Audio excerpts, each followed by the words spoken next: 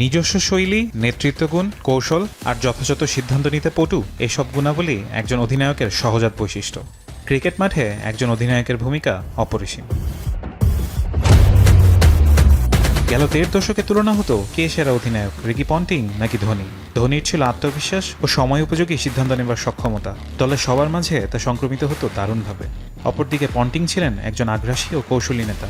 তার দৃষ্টিভঙ্গি ও প্রতিপক্ষের চেয়ে এগিয়ে থাকার মানসিকতা তাকে অন্য সবার থেকে করেছে আলাদা।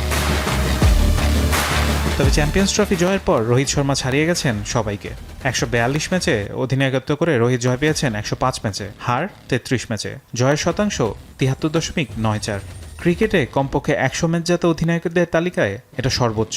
তালিকায় দ্বিতীয় স্থানে রিকি পন্টিং। ৩২৪ ম্যাচে জয়, ২২০ ম্যাচে পরাজয় ৭৭ ম্যাচে, জয়ের শতাংশ ৬৭.৯০। ১৬৩ ম্যাচে অস্ট্রেলিয়াকে নেতৃত্ব দিয়ে ১০৮ ম্যাচে জয় স্টিভ ওয়ার, হার ৪৪ ম্যাচে, জয়ের শতাংশ ৬৬.২৫। এই তালিকায় ৪ নম্বরে সাবেক দক্ষিণ আফ্রিকান অধিনায়ক হ্যান্সি ক্রোনিয়ে। ১৯১ ম্যাচে তার জয় ১২৬ ম্যাচে। তালিকার ৫-এ বিরাট কোহলি। অধিনায়ক হিসেবে ২১৩ ম্যাচে ১৩৭ জয় তার। তালিকার ৬ নম্বরে সাবেক উইন্ডিজ গ্রেট ক্লাইভ লয়েড।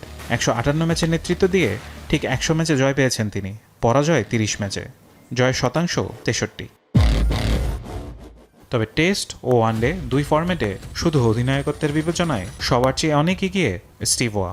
তার ঠান্ডা মাথায় প্রতিপক্ষকে কাবু করার অসাধারণ ক্ষমতা, চাপের মুহূর্তেও নার্ভ ধরে রাখার বৈশিষ্ট্য ছিল অসামান্য। ৫৭ টেস্টে অস্ট্রেলিয়াকে নেতৃত্ব দিয়ে ৪১ জয়ের বিপরীতে মাত্র ৭ পরাজয়, ড্র করেছেন ৯ টেস্টে। তার জয়ের শতাংশ ৭১.৯২। অস্ট্রেলিয়াকে টানা ১৬ টেস্ট জয়ে নেতৃত্ব দিয়েছেন ওয়া।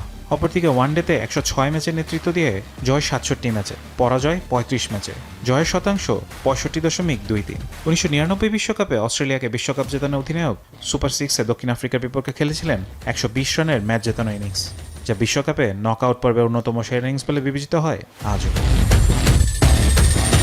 ফারহান ইহসান এখন।